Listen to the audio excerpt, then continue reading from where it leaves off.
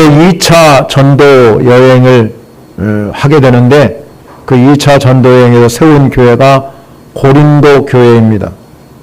이 고린도 교회를 세웠는데 바울이 오늘 고린도 교회에게 편지를 쓰면서 뭐라고 말하냐면 고린도에 있는 하나님의 교회라 이렇게 말합니다. 고린도에 있는 하나님의 교회라는 뜻은 교회의 주인은 하나님이라는 것을 바울에게 모든 성도들에게 알리라는 것이었습니다. 절대로 교회가 바울이 고린도 교회를 세웠지만 바울의 교회도 아니고 고린도 교회 성도 교회도 아닌 하나님이 이 교회의 주인이라는 것을 알려주기 위해서 그런 하나님의 교회 안에는 우리의 모델 대신 예수 그리스도라는 분이 계시다는 것입니다. 그래서 바울은 교회를 가리켜서 그리스도의 몸이면서도 그분이 머리다. 그 그리스도 때문에 우리가 그리스도 예수 안에 있다 그러면 오늘도 성경에서 뭐라고 말하냐면 그 고린도에 있는 하나님의 교회 곧 그리스도 예수 안에서 거룩하여지는 것이 바로 교회의 본질이라는 것입니다. 교회가 거룩성을 잃어버리면 교회가 이 땅에 존재할 필요가 없다는 것입니다. 그럼에도 불구하고 끊임없이 교회 안에는 세속화라는 물결이 끊임없이 들어옵니다. 그래서 교회가 하나님의 교회가 되어야 되는데 하나님 제일 중심인 신본주의가 되는데 여러분 교회가 점점 신본주의는 사라지고 인본주의로 변질되는 경우가 굉장히 많습니다. 그 이유가 뭐냐면 세속화가 되어서 거룩성이 점점 사라진다는 것입니다. 우리가 다시 회복할 것이 뭡니까? 교회가 거룩한 교회가 되어야 될 줄 믿으시기 바랍니다. 거룩성이 회복되어야 진정한 교회가 되기 때문에 그렇습니다. 교회 안에는 어떤 분이 세 종류의 사람들이 있다고 합니다. 첫 번째는 우리 다 교인이라고 그러잖아요. 근데 여러분 우리가 자세히 살펴보면 교인이라는 것은 교회에 그냥 왔다 갔다 다니는 사람을 얘기하는 소속감은 분명합니다. 공동체로서 소속감이 있지만 그들은 예수 그리스도가 주인이라고 생각하지 않습니다. 세상 모임과 다른 어떤 친교 모임이나 여러분 동창생 모임이나 그와 별다르게 다르지 않게 생각하는 것이 바로 교인입니다. 소속감만 있다. 두 번째는요, 신자라고 얘기하죠. 신자. 예수가 그리스도이심을 믿지만 절대적인 헌신이나 충성은 별로 하지 아니하고 나는 예수 믿는 사람입니다. 그렇게 생각하고 살아가는 사람을 어떤 분이 신자라고 말합니다. 세 번째는 오늘 본문에 바울이 말한 것처럼 성도라는 것입니다. 성도. 성도는 예수가 그리스도이심도 믿지만 오늘 말씀대로 그리스도 예수 안에서 우리가 거룩해져 가는 것입니다. 거룩해져 가는 것으로 끝나는 것이 아니라 내게 주신 사명이 무엇인지도 분명히 아는 사람입니다. 성도라는 뜻은 헬라어로 하기오스라는 뜻인데요. 이 단어는 도덕적으로 내가 완전하다 그런 뜻이 아닙니다. 성도가 도덕적으로 완전하다. 그것이 아니라 하나님이 우리를 구별되게 세워주셨다. 신분적인 의미예요. 신분적인. 즉 말하자면 여러분 여기 물잔이 있습니다. 물잔이. 이 물잔이 있는데 여러분 이 물잔이 여러분의 집에 있으면 뭐냐면 그냥 물잔이에요. 그러나 이것을 강단에다가 여기다 올려놓으면 이게 뭐가 되냐? 성물이 되는 거. 평범한 우리를 하나님이 부르셨습니다. 우리를 불러주셔서 오늘 바울이 우리에게 성도라는 위대한 이름을 갖게 하셨습니다. 여러분 우리의 부르심의 목적은 뭐냐? 원래 목적은 하나님의 창조의 형상으로 원형으로 회복하는 겁니다. 하나님의 형상으로 회복하는 것이 우리의 부르심의 목적이에요. 여러분이 전부 다 이 자리에 있지만 모든 성도들이 다 하나님의 형상으로 회복하기를 원하시는 분이 하나님이시라. 우리의 부르심은 외적인 부르심도 있고 내적인 부르심도 있어요. 외적인 부르심이라는 건 모든 사람에게 전파되는 복음의 초청이죠. 예수 믿으면 구원받습니다. 복음 초청하잖아요.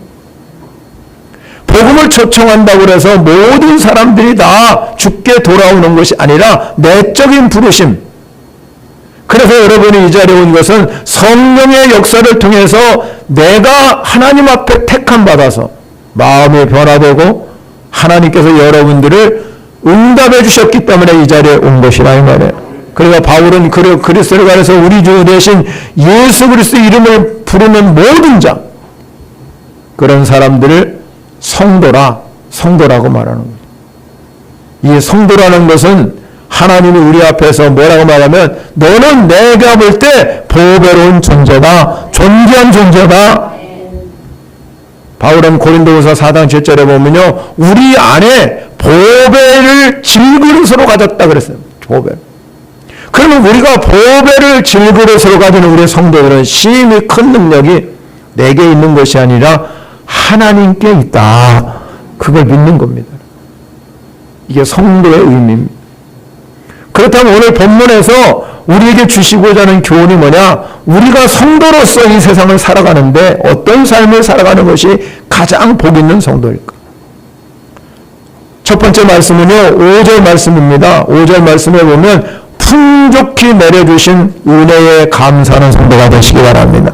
하나님이 여러분에게 내려줄 때 오늘 성경에 보면 5절 마지막에 가면 풍족이라는 단어가 나와요. 풍족. 하나님이 여러분에게 모든 것 주실 때 풍족하게 주시는 분이시나요? 바울이 1차, 2차, 3차 전도여행을 했는데요. 3차 전도여행 때 어디에 머물러 있었냐면 에베소라는 지역에 머물러 있었어요. 그 에베소 지역에 머물러 있는데 저 고린도 교회로부터 이 들려오는 소문이 있었습니다. 지금이야 뭐 카톡도 있고 지금은 메일도 있고 지금은 전화도, 그 당시에는 그게 아니잖아요. 인편으로 소식을 들었어요. 그 인편으로 소식을 들은 사람이 누구냐면 11절에 나타난 글로에라는 집에서 이 소식이 왔어요. 이 글로에라는 사람은 고린도 교회 여성도여서 바울에게 이런 사실을 알려. 지금 우리 교회가 굉장히 문제가 많은 교회입니다. 여러 가지 문제가 많은데 그 중에 문제가 뭐냐면 여러 가지 파벌이 생겼습니다. 바울이 그렇지 않아도 고린도 교회를 위해서 기도하고 염려를 아끼지 않은 이 바울이 이 소식을 듣고 나서 즉각적으로 붓을 들어갖고 편지를 써낼 계획을 세웠던 것입니다. 그리고 자기가 세운 편지를 쓸 때 여러분, 이 교회가 어떤 교회로 내가 세웠을까? 고린도 교회를 바라보면서 지난 날을 회상해 볼까 하십니까? 내가 고린도 교회에 있을 때 이렇게 했는데. 그래서 여러분, 고린도 교회를 바라볼 때 이 교회는 내가 있을 때 하나님의 은혜가 충만한 교회였다. 1장 4절에 보면 이렇게 말하죠. 그리스도 예수 안에서 너희에게 주신 하나님의 은혜로 말미암아 내가 너희를 항상 하나님께 감사하나니. 그래서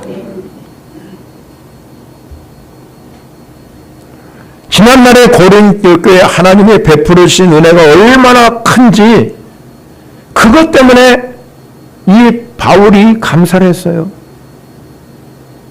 그럼 그 감사한 이유가 뭐냐? 이렇게 은혜로 말미암아 하나님께서 이렇게 감사한 이유가 5절입니다. 이는 너희가 그 안에서 모든 일, 곧 모든 언변과 모든 지식에 풍족함으로. 그래서 여러분, 여기서 우리가 풍족하다는 단어, 풍족하다는 뜻은 내가 뭐 노력해가지고 내가 여러분 지혜를 짜가지고 내가 뭔가 여러분 아이디어를 내가지고 풍족한 게 된 것이 아니고 우리가 뭐 똑똑해서 언변과 지식을 쌓은 것이 아니라 여기 이 풍족하다는 단어 속에는 어떤 의미가 포함되냐면 하나님께로부터 받은 것이다. 하나님께서 주셨기 때문에 가능하다. 전자에 말씀드린 것처럼 보배의 질것을 우리가 가졌는데 시은이 큰 능력이 누구에게 있느냐? 하나님께 있다. 그들이 풍족하게 된 이유는 하나님께서 그들에게 풍족함을 허락해 주셨기 때문에 모든 일에 풍족하게 하시지만 그 중에 딱 바울이 지적한 건 뭡니까? 바로 언변과 지식이라는. 그래서 이들이 여러분 언변이 뛰어나죠. 그리스 사람들은 언변이 뛰어나요. 철학이 뛰어나기 때문에. 소크라테스, 플라톤, 여러분이 잘 아는 아리스토텔레스 다 어디 사람이에요? 그리스 사람이잖아요. 언변이 뛰어나지. 지식이 뛰어난 사람입니다. 그런데 하나님께서 이 고린도 교회에 언변이 뛰어나게 하시고 지식이 뛰어나게 하셨다 이 말입니다. 그런데 그들이 하나님의 은혜를 기억하지 아니하고 우월감에 빠진 거예요. 사로잡혀. 그래서 다른 사람을 무시하고 자기 지식으로 무시하고 정죄하고 그리고 자기가 똑똑하다고 자만하고 지적질하고 교만해졌대요. 그래서 여러분 이 자신이 가진 이 지식이 풍족하고 언변에 뛰어나게 교회가 분쟁이 일어나기 시작한 거예요. 그래서 파가 갈려. 바울파, 아볼로파, 게바파, 그리스도파 뭐 이렇게 많은 것들이 생겼습니다. 그래서 바울은 그렇게 말합니다. 너희가 가진 은사는 하나님이 주신 것이다. 그런데 왜 자랑을 하느냐?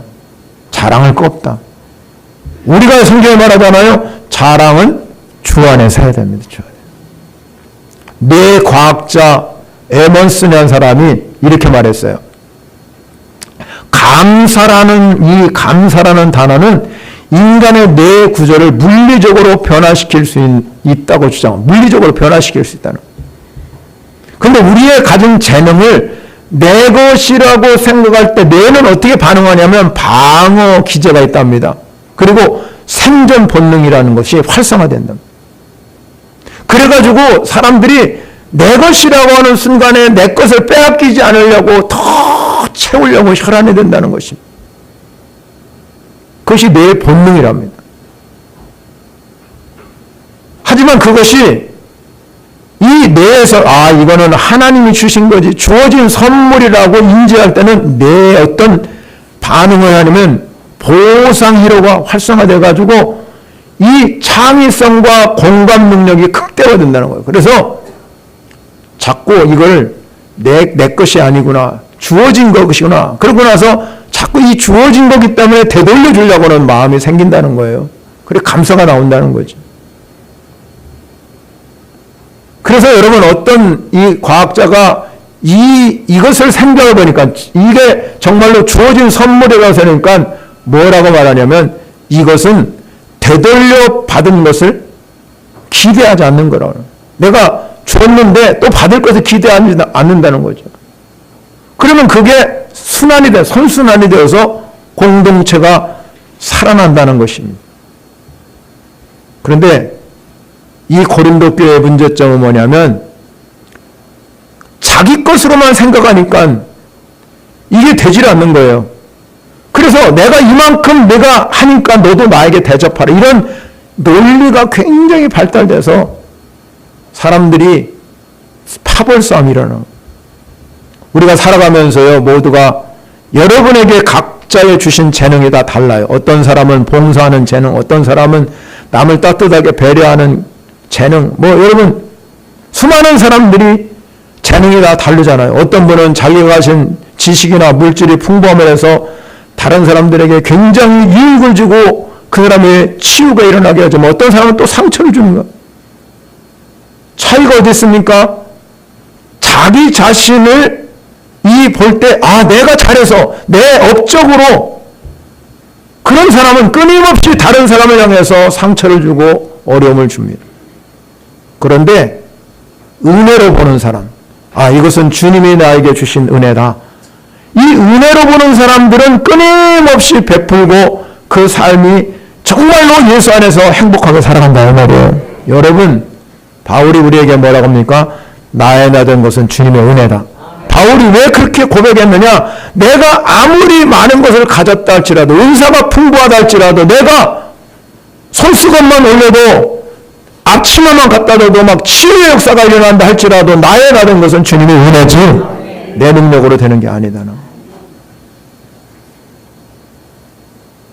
우리가 주님 앞에 살아갈 때 내가 아무리 언변과 모든 지식이 풍족하다 할지라도 그건 주님께서 왔다. 주님이 나에게 주신 은혜다. 여러분의 재능이 뛰어나다 할지라도 그거 주님이 주신 것이다. 여러분의 물질이 많이 있다 할지라도 그거 주님이 내게 주신 것이다. 은혜로 아는 사람은 정말 이 땅에 살아가는 자에서 빛나는 보석이 될 줄 믿으시기 바랍니다. 빛나는 보석은 영혼을 살리게 되는 거룩한 사명자로 살아가는 모든 사실을 은혜로 아는 사람, 그 사람에게는 하나님이 더 풍족하게 채워주시고 감사가 넘치도록 만들어주시는 것. 여러분의 삶이 모든 것은 하나님께 왔지 내가 잘해서, 내가 뛰어나서, 내가 여러분 돈이 많아서 그것이 아니라는 것을 여러분 꼭 오늘 말씀을 통해서 받으시기를 바랍니다. 은혜로 사시기를 바랍니다. 두 번째 중요한 건 뭐냐? 오늘 성경에 보면 이 고린도 교회 성도들을 보면서 바울이 권면한 게 뭐냐면 끝까지 견고하게 믿음을 지키는 성도가 귀하다는 거예요. 6절의 말씀을 보면 그리스도의 증거 이렇게 나오지요. 그리스도의 증거란 말이 뭐냐면 복음이라는 의미예요. 복음. 올해 표가 뭐예요? 다시 복음. 다시란 말을 제가 쓴 이유가 있어요. 다시라는 의미는 새롭게 변하자 이 말입니다. 여러분 삶이 지난해나 올해나 똑같이 살아가면 그거는 다시가 아니에요. 복음으로 일어나시기를 바랍니다. 복음은 하나님의 능력입니다. 이 능력을 체험해야 됩니다. 기독교는요 그냥 이론적인 신앙이 아니에요. 이상적인 그것이 아니에요. 기독교는 체험의 전부입니다. 복음을 체험하시기를 바랍니다. 우리 모든 성도들이 그래서 복음이 능력이다, 하나님의 전능하신 능력이라고 믿고 복음을 내 안에 견고하게 해야 된다는 말입니다. 오늘 성경 우리에게 말합니다. 주님 오시는 날까지 이 믿음을 견고하게 지키라. 주님 오실 날까지. 가다가 쓰러지지 마세요. 가다가 넘어지지 마세요. 가다가 여러분 그만두지 마세요. 견고하다는 단어는 언제 쓰는 단어냐면 신앙적으로 확신이 나타날 때 사용하는 말이에요. 견고하다, 신앙의 확신. 여러분의 기도 응답의 확신, 여러분 바라볼 때 그 확신이 있을 때 쓰는 단어가 견고하다. 아무리 우리가 그리스도를 아는 지식이 뛰어나 할지라도 믿음으로 견고하지 못하면 무너집니다. 믿음은 성도들에게 분명한 확신을 갖다 줄 뿐만 아니라 우리가 그리스도의 날에 그리스도 날까지 끊임없이 예수 안에서 살고자 하는 그런 마음이 생기는 거예요. 그게 믿음이에요. 믿음. 견고함입니다. 히브리 기자는 이렇게 말합니다. 히브리서 10장 24절부터 25절에 가면 서로 돌아보아 사랑과 선행을 격려하라. 믿음이 견고한 사람들은 끊임없이 서로 돌아보고 사랑으로 선행으로 격려하고, 돌아보고 격려하는 게 중요하잖아요. 그리고 뭐라고 하냐면 모이기를 피하는 또 어떤 사람들의 습관과 같이 오직 권하여 그날이 가까움을 볼수록 더욱 그리하자. 믿음에 굳게 서서 견고함을 가진 성도들에게는 어떤 일이 벌어지냐면 오늘 성경에서 우리에게 이렇게 말해요. 7절을 보면 너희가 모든 은사에 부족함이 없이 우리 주 예수 그리스도의 나타나심을 기다리라. 하나님 우리에게 모든 은사에 부족함이 없게 하신다. 여러분 사도행전 고린도전서 12장에는 집중적으로 성령 은사에 대해서 말씀하고 있습니다. 그 전 성령 은사를 이야기하면서 다양한 예언의 은사, 치유의 은사, 방언의 은사, 여러분 가르침의 은사, 사도의 은사, 교사, 무수한 은사들이 많이 있어요. 하나님께서 우리에게 은사를 주신 이유는 고린도 교회에서 설명하기를 교회의 덕을 세우기 위해서, 여러분이 서로 덕을 세우기 위해서 하나님 여러분에게 은사를 주셨어요.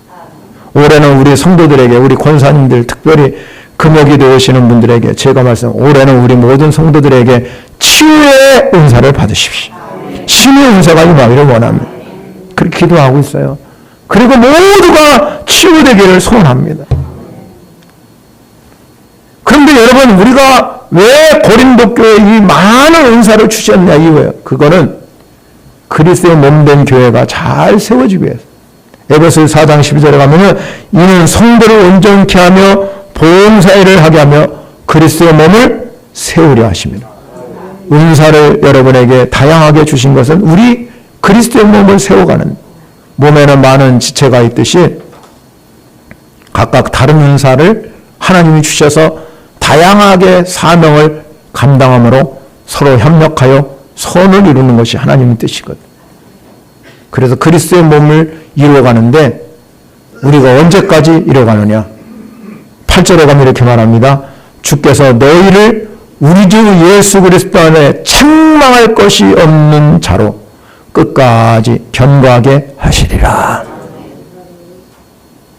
책망을, 그리스도 안에 책망 없어야 되는, 잘했다 칭찬받는 종 되시길 바랍니다. 잘했다 칭찬받는. 그러면 우리는 끝까지 믿음을 지켜가는 겁니다. 견고하게 하나님 주신 은혜를 잘 가합니다. 주님 반드시 오실 것을 믿으시기 바랍니다. 요한계시록에 보면 증언합니다. 내가 진실로 속히 오리라. 진실로 속히 오리라는 마라나타라는 뜻입니다. 주님 반드시 옵니다. 아멘. 주 예수여 오시옵소서. 그랬잖아요. 세상은 점점 여러분 불병이 산하고 많은 사람의 사랑이 식어간다. 그런데 끝까지 견디는 자는 구원을 얻을 것이라고 했어요. 주님의 마태복음 24장 35절과 36절에 이렇게 말합니다. 천지는 없어지을지 내 말은 없어지지 아니하리라. 그러나 그날과 그때는 아무도 모르나니 하늘의 천사도 아들도 모르고 오직 아버지만 아시느니라. 아버지만 아셔요. 언제 오실지 아무도 몰라요. 그렇기 때문에 바울이 우리에게 말한 것은 끝까지 견고하게 여러분 믿음을 지켜가시기를 바랍니다. 그 믿음을 잘 활용해서 서로 귀하게 여기고 아름답게 여기고 내 은사를 사용해서 서로 돕고 격려하며 우리 공동체가 올 한 해 믿음이 견고해 서서 믿음의 약한 자를 붙들어주고 그 믿음을 세워가는 우리 모두가 되시기를 바랍니다. 세 번째 중요한 것은요, 오늘 9절 말씀인데요. 주님과 더불어 교제하는 성도예요. 교회의 모습이 아름답게 보이는 까닭이 뭐냐면 성도들이 서로 사랑하고 존중하고 배려해주고 교제하는 거죠. 세상 모임과는 다르다는 거죠. 왜 세상 모임과 다르냐? 이 교회는 그리스도 예수와 더불어 교제하는 곳이기 때문에 그렇다는 것입니다. 자기 이익을 구하는 것이 아니죠. 사랑과 섬김으로 주님과 한 몸이 되겠다는 그런 목표가 분명한 거죠. 9절에 교제라는 단어는 우리가 잘 아는 원어인데요. 코이노니아라는 뜻입니다. 코이노. 여러분 다 들어보셨지만 이 코이노니아라는 교제라는 단어는 어떤 의미가 있냐면 예수 그리스도 안에서 이루어지는 게 교제예요. 예수 그리스도 안에서. 우리끼리만 모이는 것이 아니라 그 안에 누가 계시냐? 여러분이 예수 그리스도가 있다. 여러분이 목장 모임을 하든 여전대 모임을 하든 권샘 어떤 모임을 하든 간에 거기에 누가 있어야 돼요? 예수 그리스도가 있는 것이 그리스도와 함께 교제하는 겁니다. 그런데 여러분 그 교제 코이노니아가 이루어지려고 그러면 반드시 우리에게 하나님이 나를 부르셨다는 확신이 있었다. 확신이 있어야 된다. 그런 확신을 가진 사람은 내가 예수 그리스도 안에서 이롭게 되었다는 것을 믿습니다. 그러면 내가 의롭게 되었기 때문에 하나님이 우리와 나와 함께 계시네. 임마누엘 하나님이 내 안에 계시다 말이에요. 그러면 임마누엘 하나님이 여러분 안에 계시면 그분과 함께 교제에 참여하는 겁니다.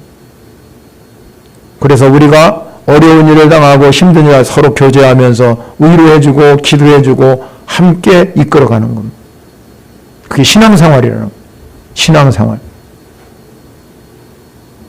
그렇다면 바울이 이렇게 그리스도 예수 안에서 우리 주와 더불어 교제케 하시는 하나님은 미쁘시다. 그래요. 결론을 뭘로 했냐면 하나님은 미쁘시다 하는 뜻. 이 미쁘시다는 뜻은 무슨 뜻이냐면 신실하다 하는 뜻입니다.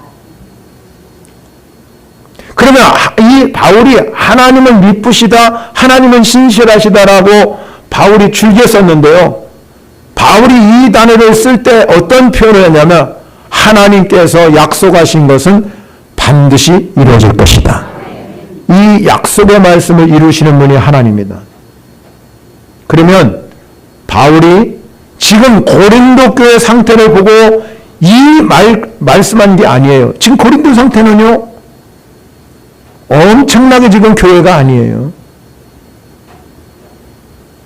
그러나 하나님께서 이 고린도 교회를 보면서 그렇게 분열이 나타나고 우상숭배 여러 가지 많은 일들이 일어나고 있는 이 고린도 교회를 보면서 하나님께서 고린도 교회를 향한 성도들을 불러 세우신 그 하나 한 분 한 분 성도들을 향해서 하나님께서 신실하심으로 바라보시고 그들을 변화시키기를 원하시는 분이 하나님이기 때문에 그걸 보면서 하나님 미쁘시다, 신실하시다.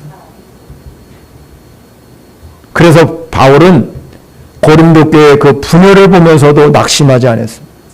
왜냐하면 그들을 부르신 분이 하나님이기 때문에 그렇습니다. 여러분을 부르신 분이 하나님이십니다. 그분은 신실하십니다. 그래서 그분은 우리를, 여러분 여기 있는 우리 성도들을 결코 포기하지 않으신다. 여러분 그분의 한 가지 목적은 분명한 겁니다. 우리가 단순히 구원받는 것을 넘어서서 우리가 요구하는 건 뭐냐면 아버지 그 아들 예수 그리스도와 교제케 하시는 코이노니아, 다시 말하면 우리가 서로 여러분 함께 교제하면서 우리가 공동체가 하나 되는 걸로 이끌어 예수 그리스도 안에서 하나 되기를 원하신다는 말이에요. 그분이 우리에게 주시는 그분이 신실하시다. 그래서 우리가 끝까지 믿음이 흔들리지 아니하고 그 믿음대로 끊임없이 살아가야 돼요. 심리학에 보면은 애착이론이라는 것이 있어요. 그 애착이론에서 가장 중요한 점이 뭐냐면 안전지대입니다. 안전지대. 안전지기라고도 그러고. 즉, 이 안전지대라는 말은 어떤 말이냐면 아이가 여러분 놀이터 가서 놀잖아요. 놀이터를 샥 뛰어놀고 제 마음대로 놀아요. 마음껏 여러분 놀아요. 그러면 그 아이는 뭐 때문에 노느냐, 그렇게 잘 노느냐? 뒤에 우리 엄마가 나를 안전하게 지켜주실 것이다. 그런, 여러분, 그런 확신이 있기 때문에 자기가 막 놀이터 놀고 떠들고. 우리가 인생의 파도 속에서 방황하고 실패해도 다시 일어설 수 있는 이유는 딱 한 가지예요. 하나님은 신실하시다. 절대적인 확신이 여러분에게 필요합니다. 우리가 이렇게 여러분 정말로 하나님이 안정지대에 있습니다. 아, 하나님이 나를 보호하시는 분이네, 나를 지켜주시는 분이라는 안전지대가 있기 때문에 내가 이 땅에 살아갈 때 강하고 담대하게 살아가는 것. 우리는 현실에 매몰되면 안 됩니다. 내 현실을 바라볼 때 힘들고 어렵다고 낙심하고 실망하고 거기에 매몰돼 버리면 여러분 못 나옵니다. 깊은 웅덩이와 수렁에 빠져버리면 절대로 나올 수가 없는 겁니다. 우리 주님이 여러분을 건져내 주셔야 됩니다. 그러려면 여러분들이 하나님의 신실하심을 믿으시길 바랍니다. 거기 현재의 삶에 매몰되지 마시고 주님이 주시는 그분을 붙드시기를 바랍니다. 그분만이 나의 길을 인도할 분이 없어요. 내 길을 인도하시는 분은 하나님이시지 그 현실에 매몰드는 게 아닙니다. 오늘 한국교회뿐만 아니라 세계교회가 다 위기에 처해 있습니다. 많은 사람들이 이야기합니다. 예수가 그리스도이십니다. 복음이 증거되지 않는다. 교회마다 물질 만능이잖아요. 어떤 게 큰 교회입니까? 돈 많은 게 큰 교회고요. 교육 많은 게 큰 교회라고 생각합니다. 우리 주변에는 전쟁과 질병, 여러 가지 고통으로 우리는 세상을 뒤덮고 있습니다. 세상에는 교회가 많지만 참된 교인이 없다는 겁니다. 성도가 없다는 거죠. 말씀은 선포되는데 사람들이 받아들일 때는 진리를 왜곡해서 받아들여가지고 그거를 토론 현장으로 끌어갈 때가 너무나 많아요. 어시러운 현실 속에서 우리는 다시 한번 고린도 교회를 상기해 보시기 바랍니다. 바울은 참으로 어려운 편지를 쓰기 시작합니다. 그가 세우고 사랑한 교회가 당파로 분열됐지요. 부정한 짓이 저질렀지. 우상숭배에 빠져 세상 법정에 송사하죠. 얼마나 실망하고 분노가 치솟았을 것입니다. 그런 어두운 현실을 밝혀주시는 방법은 오직 한 가지, 빛 대신 예수 그리스도를 모시는 것밖에 없다는 것입니다. 사도 바울이 그래서 먼저 그들에게 3절에서 뭐라고 했습니까? 하나님 우리 아버지와 주 예수 그리스도로부터 은혜와 평강이 있기를 원하노라. 은혜와 평강을 그들에게 전했다 이 말이에요. 여러분, 우리 삶의 금년 한 해 동안 하나님의 주신 은혜와 평강이 여러분에게 넘쳐지기를 바랍니다. 그래서 풍족한 은혜, 여러분에게 풍족한 은혜가 넘치는 사람이 되시기 바랍니다. 믿음이 흔들리지 말고 견고하게 서시기 바랍니다. 그리고 주님과 함께 교제하는 성도가 되어야 된다. 고린도 교회의 이 모든 엄청난 잘못된 일들을 다 지적하면서 이 고린도 전설을 여러분이 읽어보게 되면 위대한 장이 두 개가 나와요. 하나는 13장, 하나는 15장. 12장과 14장의 중간에 걸쳐서 은사를 설명하면서 13장에서 사랑의 위대함을 설명하고 있어요. 그 중간에 여러분 이 은사에 대해서 12장 14장에서 중간에 사랑의 위대함, 아무리 은사가 많다 할지라도 사랑이 없으면 아무 의미가 없다는 거잖아요. 교회 안에 아무리 여러분 능력이 많고 여러분 이 안에 모든 게 있어요. 사랑이 없으면 아무 의미. 또 하나는 15장이에요. 그 다음 장에 가서 12장부터 13, 14 나가서 15장에 뭐냐면 부활의 복음이에요. 우리가 믿는 신앙은 예수 그리스도가 부활하신 그 믿음을 갖고 사는 거죠. 이 은혜를 받아들이는 겁니다. 이 어려운 환경 가운데 있는 고린도 교회를 보면서 사랑의 위대함과 부활의 복음을 받아들여야 이 현실을 잘 극복할 수 있습니다. 그래서 하나님은 신실하시다. 그분만이 할 수 있다. 사랑하는 성도 여러분, 우리는 타인의 시선에서 여러분 그 감옥에 갇혀 매몰되지 마시고 삶의 현장에 매몰되지 마시고 어떤 성취에 여러분 거기에 여러분 지배돼가지고 그 속에서 살아가지 마시고 올 한 해 주님의 세미한 음성을 듣는 성도 여러분이 되시기를 바랍니다. 여러분의 영적 길을 열어서 사랑하는 아들아, 사랑하는 딸아, 너는 내 것이다. 내가 창조전부터 너를 지목하여 불렀으니 내가 너를 거룩하게 하였노라. 내가 너를 끝까지 지킬 것이다. 이 음성이 들려지기를 바랍니다. 그리고 그 부르심 앞에 성도라고, 성도는 부르심 앞에 정직하게 바랍니다. 네, 주님 제가 여기 있습니다. 세상이 말하는 내가 아닌 다시 주님이 부르신 진정한 나를 살리겠습니다. 다시 성도로, 다시 사망자로 살겠습니다. 이 결단을 필요해야 될 줄 믿으시기 바랍니다. 다시 복음으로 여러분, 다시라는 의미는 새롭게 변화야 된다. 끊임없이 2000년 2025년이나 2020년 똑같은 삶을 사는 게 아니라 2025년 시작해서 뭔가 하나라도 변화할 수 있는 이런 결단이 여러분에게 일어나게 되면 하늘의 평강이 여러분과 함께할 줄 믿으시기 바랍니다. 신실하신 하나님, 하나님은 믿으시다. 이 신실하신 하나님이 여러분의 삶의 주인이 되어서 여러분의 삶을 이끌고 가시고 이 삶의 능력이 여러분께 나타나기를 축원합니다. 우리 찬양을 영광 올려드립니다. 말씀을 생각하며 찬양하겠습니다.